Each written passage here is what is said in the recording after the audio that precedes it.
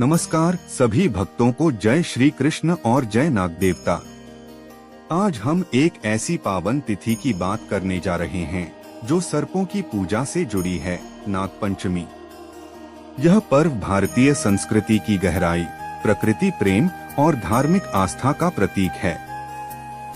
क्यों मनाया जाता है नाग पंचमी? क्या है इसका पौराणिक महत्व और नाग देवता का हमारे जीवन से क्या संबंध है? नमस्ते, स्वागत है हमारे चैनल रियल हिंदी स्टोरी।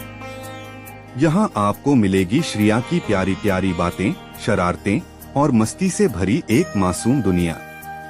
अगर आपको बच्चे पसंद हैं और आप मुस्कुराना चाहते हैं तो चैनल जरूर सब्सक्राइब करें। चलिए जानते हैं नाग पंचमी का इतिहास, उसका वैज्ञानिक और आध्यात्मिक रहस्य और जुड़ी पौराणिक कथाएं। नाग पंचमी का परिचय और महत्व। नाग पंचमी हिंदू पंचांग के अनुसार श्रावण मास की शुक्ल पक्ष की पंचमी तिथि को मनाई जाती है। यह दिन विशेष रूप से नागों यानी सर्पों की पूजा के लिए समर्पित है। भारत एक कृषि प्रधान देश है। बारिश के मौसम में नाग जमीन से बाहर आते हैं, जिससे लोगों को भय होता है। इसलिए मान्यता है कि इस दिन नागों की पूजा कर उन्हें दूध, फूल, चावल अर्पित करने से वे प्रसन्न होते हैं और दंस नहीं करते। नाग पंचमी का संबंध सीधे प्रकृति, जल और मानव जीवन की रक्षा से है। यह सिर्फ पूजा नहीं, एक प्रकार की कृतज्ञता भी है।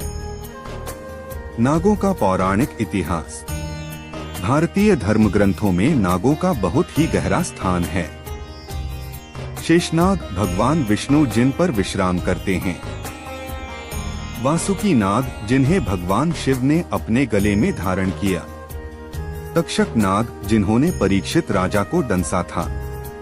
करकोटक, अनंत, पद्म, कुलिक ये सभी प्रमुख नाग हैं जिनका उल्लेख पुराणों में है।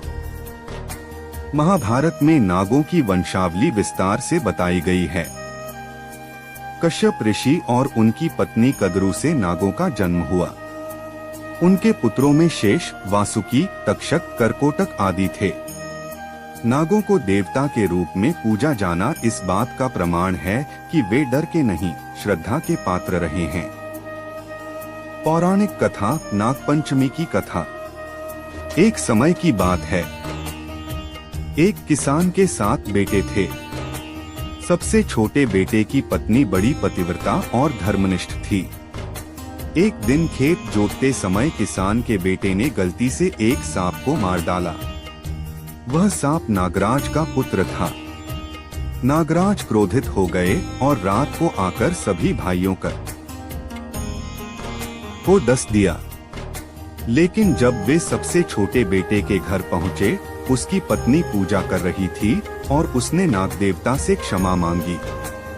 उसने नागराज की खूब सेवा की, दूध अर्पित किया और प्रार्थना की।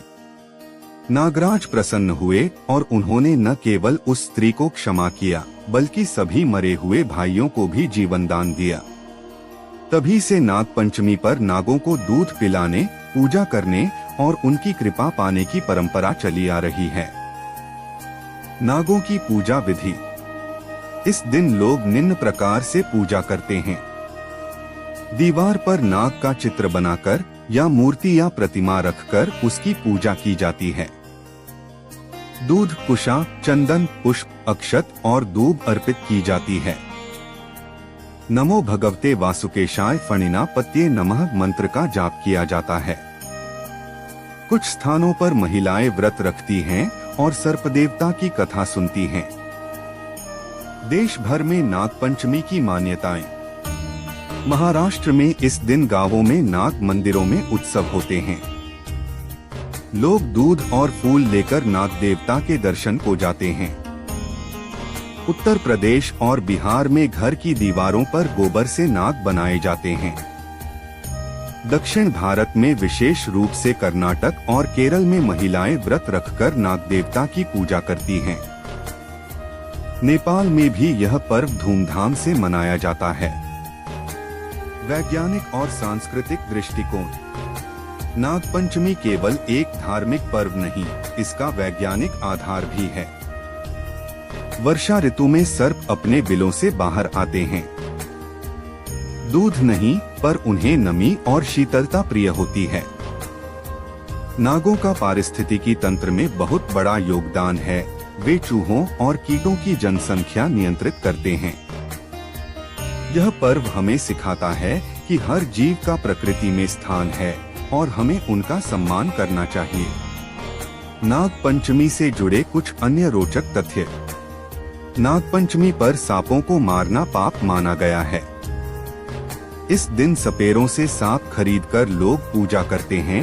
हालांकि अब यह परंपरा लुप्त हो रही है और वन्य जीव सुरक्षा अधिनियम के अनुसार प्रतिबंधित भी है। कुछ लोग इस दिन जमीन की खुदाई, सिलाई और नुकीले औजारों का उपयोग नहीं करते।